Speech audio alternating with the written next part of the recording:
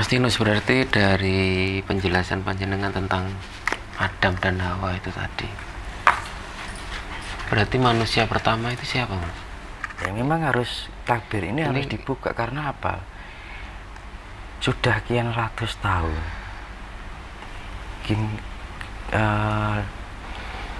negara kita ini terbodohi oleh orang yang bodoh. Iya loh Mas, kowe kudu mlebu ning ajaran iki, kamu harus masuk ke ajaran ini. Kalau nggak masuk ke ajaran ini, kamu akan masuk neraka. Mas Tinus, berarti dari penjelasan panjenengan tentang Adam dan Hawa itu tadi, berarti manusia pertama itu siapa, Mas? Kalau di pewayangan itu Hanoman, Hono manungso. Hanoman, Hono manungso. Maka kehidupan manusia itu berevolusi secara fisik. Terjadi perubahan bentuk. Dan jenengan kan lihat pemain bola 100 tahun yang lalu dengan sekarang kan beda fisiknya. Dari face-nya itu baru 100 tahun. Bagaimana yang jutaan tahun? Itu bayangkan. Ya kan? Hanoman, Hono ada, manungso. Disimbolkan putih karena masih polos, suci, belum tercampuri oleh dosa dan perbuatan yang buruk. Dan berwajah kera, artinya berbadan manusia, berwajah kera, yaitu kan purba.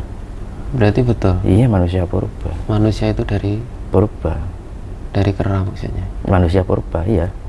Manusia berbadan kera karena berevolusi. Unsur monyet beda lagi, genetikanya lain gitu loh, karena mereka ada kesamaan ras. Ini masuk ras hewan, ini masuk ras manusia. Karena kenapa diberikan kesempurnaan? Memang bumi ini harus diturunkan seorang khalifah. Betul.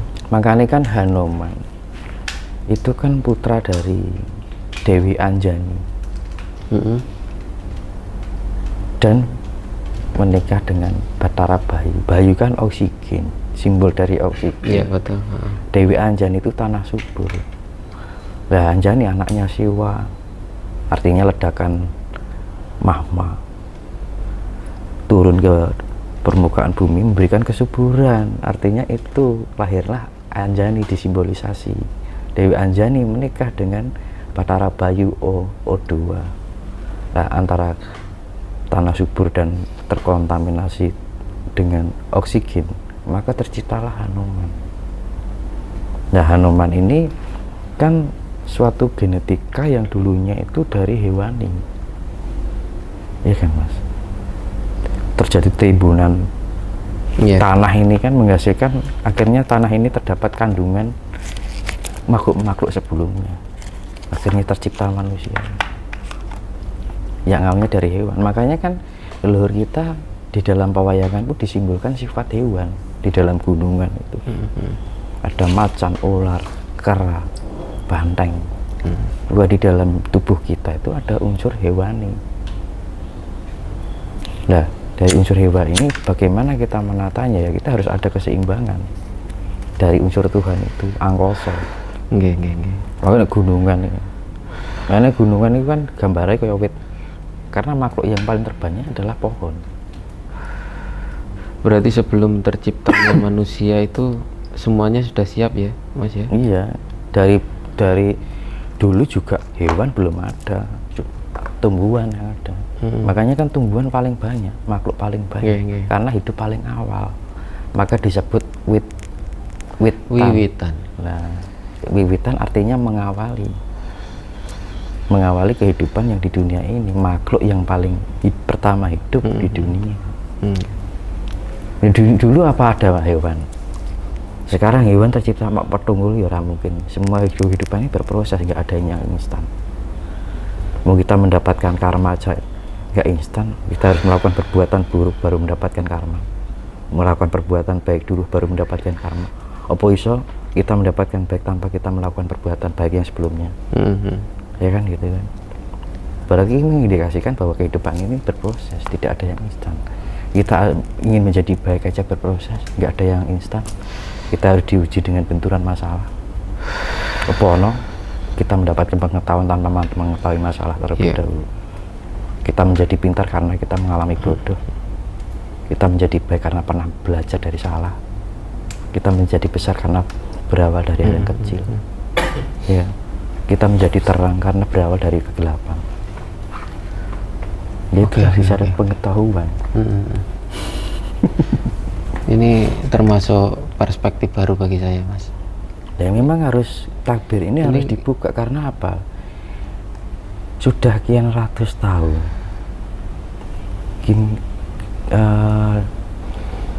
negara kita ini terbodohi oleh orang yang bodoh. Iya loh Mas, terbodohi oleh orang yang bodoh. Dulu kita pandai. Gitu. Sekarang penjajahan dari VOC Portugal sampai sekarang berapa ratus tahun sejak runtuhnya Majapahit. Habis itu tertindas secara sekarang dulu era anak piai wis sekolah. Kan secara SDM-nya sudah di keterbelakangin karena kalah sama ini. Wis dulu. Gitu kan. Ini secara fisiknya. Secara non fisiknya. Kowe kudu mlebu ning ajaran iki. Kamu harus masuk ke ajaran ini, kalau nggak masuk ke ajaran ini kamu akan masuk neraka. Iya kan? Lah sekarang dibodohi sekarang beratus-ratus tahun, berapa generasi aja. Dan kita mengalami 77 tahun kemerdekaan RI aja, 78 ya? 78. Lamanya sekian, bagaimana yang ratusan tahun? Nah ini turun-temurun, genetikanya akhirnya mengikuti leluhurnya. Karena terbelakang secara SDM, semakin lama semakin kini.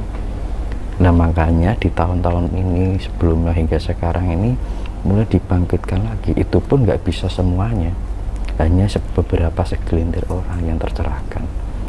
Maka beruntung sekali orang yang mau mendalami, menggali lagi tentang kesejatian diri. Jangan harap kita bisa menemukan jati diri kita tanpa kita memahami leluhur kita. Betul. Makanya kan leluhur kita dulu pandai-pandai. Orangnya sangat, ya mungkin sekarang mendapat image yang jelek. Ngomong iki dhisik iki ketekan Syekh Subakir ben iki Nusantara ini rakyatnya mempunyai moral kan makanya kan. Di kehidupannya mungkin banyak jin opo di dunia ini loh, apa di sebelum saya Subakir datang ini loh, jari ini loh, tak menurutku nggak ada gitu loh. Itu konspirasi sejarah. Lalu sebelumnya leluhur kita itu sudah mengalami kejayaan peradaban, negara adidaya dunia. Nah itu kan hanya siasat untuk pembodohan generasi demi generasi hingga sekarang. Akhirnya sekarang termindset dengan kepercayaan itu yang sifatnya bahwa leluhur kita ini begitu. Ya kan? Mas, saya ini kan apa ya, termasuk orang awam lah. Bagaimana sih caranya bisa interaksi, komunikasi dengan leluhur secara sederhana saja? Rajin intas melek bengi so Mas, kita melakukan perenungan bahkan dari awal atus bengi ya kan, nggak usah berguru, itu otomatis Mas atus bengi intan harus rutin. Atus bengi ini jam pinten? Ya 12 ke atas. Ya kan, itu kan juga manfaatnya banyak. Untuk apa, metabolisme ya bagus, ionisasi bagus, meningkatkan keramajaan, fisik secara fisik ataupun non fisik, itu akan ada peningkatan kepekaan. Kita belajar mandi, habis itu diam, merenung, kemudian hening, samadhi. Nah gimana kita bisa melihat itu kalau kita nggak samadhi? Itu kan, itu pun yang banyak orang bilang indigo, itu pun terjebak halusinasi loh Mas. Ini merasa dapat daun ini, merasa itu pun masih terjebak halusinasi yang indigo, karena indigo itu faktor genetika yang terbawa dari leluhurnya. Akhirnya cenderung mempunyai hormon yang bisa melakukan bisa menangkap frekuensinya, itu bisa menangkap indera dunia non fisik kan gitu kan. Bisa dibilang kelainan ya Mas ya? Ya dibilang kelainan juga dibilang abnormal istilahnya. Kalau saya dari kecil bukan indigo, saya berproses karena mempunyai genetika yang mempunyai kebiasaan tertentu yang dimiliki leluhurku. Akhirnya dengan sendirinya akan tertuntun karena aku proses benar-benar belajar dari nol. Ya dari adanya niat itu, akhirnya berkembang dari aku pun dari kayak gini berpuluh-puluh tahun Mas belajar seperti ini, dan aku tuh jarang tidur malam kan gitu kan, walaupun kerja. Terus mandi, perenungan, meditasi, wening, wong Jawa ngarani samadhi. Meditasi sama samadhi sama aja. Terus Jawane samadhi. Kalau kita melatih itu dengan sendirinya kita akan meningkatkan frekuensi kita. Ya kan, ada peningkatan frekuensi maka disebutlah indera keenam. Ada peningkatan lebih lagi, frekuensinya kita besarkan lagi sampai ke indera ketujuh. Indera ketujuh itu sudah lepas dari atmosfer, artinya angkoso. Kita bisa menerobos ruang dan waktu. Ini kan dunia ini kan masih terselubung dari ruang dan waktu. Kalau 3 dimensi, kita kan kehidupan 3 dimensi ya. Ya. Jiwa kita termasuk roh kita kan 4 dimensi. Kalau secara fisik, dunia fisik ini kita masih terikat oleh ruang dan waktu. Ya, kita nggak bisa mengelak ruang dan waktu. Tetapi secara jiwa ini kita ketika bisa memanunggalkan, kita bisa menembus lorong Waktu. ruang dulu. Ruang. Kalau di 4 dimensi atau alam astral, itu hanya terikat ruang tapi tidak terikat waktu. Tetapi kalau di dimensi 4 ke atas itu sudah tidak terikat ruang dan waktu karena unsurnya unsur cahaya. Beda lagi. Karena 4 dimensi itu terdapat 4 unsur. Air, tanah, cahaya, air, api, angin. Yang bikin kita terlihat wujud kan karena ada unsur tanahnya. Bedanya di situ Mas. Karena makhluk halus itu nggak ada unsur tanah. Jikalau ada unsur tanahnya mereka punya daging. Ya kan? Karena kita punya daging kan karena ada unsur tanah. Akhirnya tampak secara kasat mata. Yang bisa melihat ya mata kasat. Maka kita mengolah mata batin itu tadi untuk melihat sesuatu yang sama-sama yang terlihat oleh yang tidak terlihat oleh mata fisik. Nah, akhirnya dengan peningkatan itu orang cenderung bisa komunikasi. Dan untuk menghindari bahwa itu halusinasi atau enggak, kita harus memahami energinya. Jadi energi itu bisa dilihat, dirasakan. Kalau kita sudah memiliki kepekaan, kita jangan melihat sosok, tapi melihat energinya. Dari energi ini kita bisa membaca energinya siapa. Karena energi nggak bisa dibohongi Mas. Tapi kalau sosok itu bisa keluar dari imajinasi pikiran. Betul. Tapi kalau energi, ya itu tadi. Kayak yang saya praktekkan di teman saya sama teman saya kemarin yang saya upload di YouTube itu kan energi. Karena energi besar itu mengeluarkan frekuensi yang besar hingga frekuensi kamera kalah. Kemarin sampai suara pudar, gambar pudar ketika saya praktek mengeluarkan energi. Karena frekuensinya yang kita miliki jauh lebih besar dari frekuensi kamera. Gitu. Enggak, maksudnya Mas Tinus mempraktekkan apa? Mentransfer energi ke teman atau? Waktu kemarin habis berapa hari di rumah kemarin. Kan saya habis muter kan otomatis energiku tambah gede. Ya kan, dapat daya dari sana sini. Nah, waktu transfer itu kamera tuh langsung blur. Suara juga ngeblur. Nggak cuma layarnya, tapi suara juga nggak jelas tadi. Begitu layarnya disentuh kan kefokusan lagi, kembalikan. seperti itu. Ya kamera yang juga kan kita video ya di tempat yang energinya gede. Coba aja misalkan jenengan di suatu tempat yang energi, mesti kefokusan kamera itu kayak terganggu, gagal fokus, nyut itu kayak gitu. Kalau kamera ini resolusinya tinggi ya, mungkin hasilnya lebih, hitsnya itu kan lebih tinggi. Ya, kalau kamera HP kan headsnya kan kecil kan, bisa gagal fokus dia.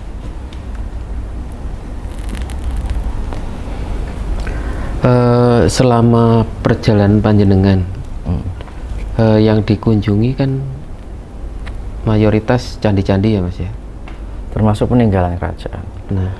Nah itu pasti energinya besar gitu. Iya besar, contohnya gini. Nah itu ditimbulkan faktor apa?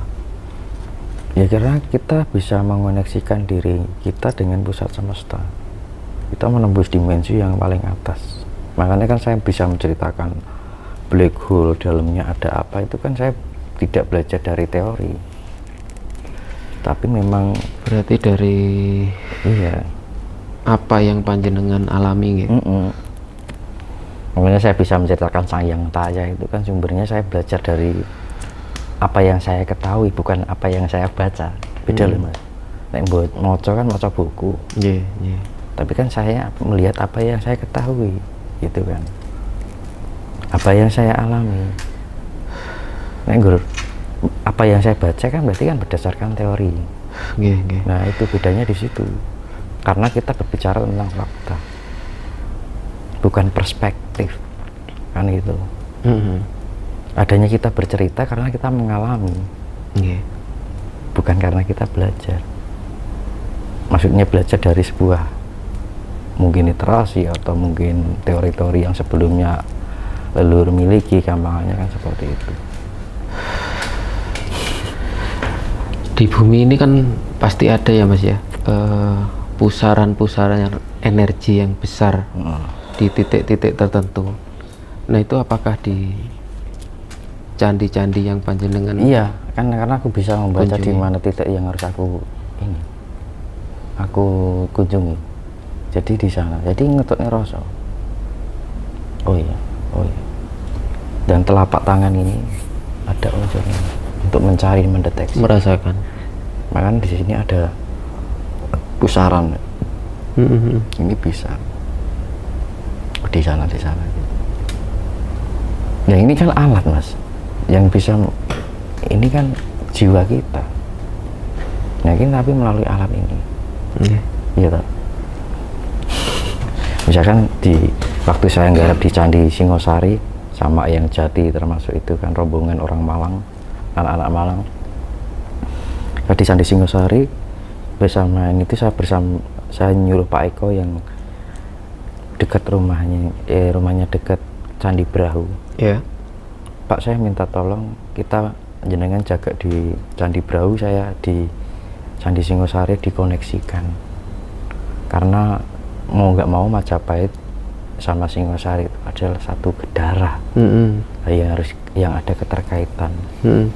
Akhirnya saya koneksikan di waktu yang malam yang sama, dan di Brahu itu ada cahaya putih melintasi candi, nyata loh Mas, itu gak gaib loh.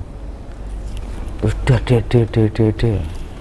Bahkan saya berapa kali di sana yang bagian ada yang melihat nyata Garuda itu lewat. Garuda mengitari candi, burung Garuda. Nyata itu Mas. Nyata, nggak fisik, nggak gaib. Berarti burung Garuda itu bahkan rumah saya masih ada. Masih ada? Ya masih Mas, tapi kan kita nggak tahu di mana, gitu kan. Di alam bebas mereka. Kecepatan Garuda kayak elang lah. Itu kan kecepatannya mau terbang kemana cepet tuh Mas. Dan mereka punya radar atau naluri yang sangat kuat. Ketika ada energi datang, dia mengitari. Elang ataupun Garuda, mereka tahu ketika ketika ada energi besar mereka menyambut, pasti mereka akan terbang berputaran gini Mas. Saya mengalami berkali-kali, termasuk di Kemuning dulu ya juga gitu. Jadi Garuda itu kalau dia ada sesuatu energi pusaran besar itu yang terkoneksi langsung semesta, maka mereka akan berdatangan dan akhirnya ngubeng ini. Jadi terbangnya muter ini sampai berapa kali ini. Dan aku mengalami itu di beberapa tempat. Dari beberapa lokasi yang panjenengan melihat Garuda, itu satu sosok Garuda tetap atau berbeda? Ya ganti Mas, setiap daerah ganti. Karena gini, Garuda itu pasti akan mendekat bila mana ada energi besar dan mereka akan bergerak mengitari, terbang tapi berputar begini. Ya bisa ngalir. Udah saya ngalami sendiri kayak gini. Berarti semuanya ngelihat ya? Lihat Mas. Tapi kan pas waktu meditasi ada sebagian berapa orang yang ngulatkin dhuwur. Kalau aku kan fokus doa. Ya anak suaranya bareng. Wah. Saya kira burung Garuda itu hanya apa ya? Burung Garuda semacam itu hewan mitologi makanya atau kan gimana? Garuda itu disimbolkan angkasa. Makanya angkasa pura. Garuda Indonesia. Kan Garuda kan simbol angkasa. Maka bila mana ada energi di situ yang terkoneksi dengan semesta, angkasa, maka Garuda itu akan datang. Itu memang nyata, bukan kok. Makanya kan di dalam pewayangan ada Garuda itu sifat angkasa. Makanya bila mana ada energi besar, maka dia akan mengitari. Ini hal-hal yang mungkin tidak disadari oleh banyak orang ya. Karena saya bisa cerita karena ngalami berkali-kali. Sampai wah, dalam jarak dekat. Wah, ada yang jadi kadang teriak, kadang bunyi yang berkali-kali kuku. Iya, suaranya angel diterok.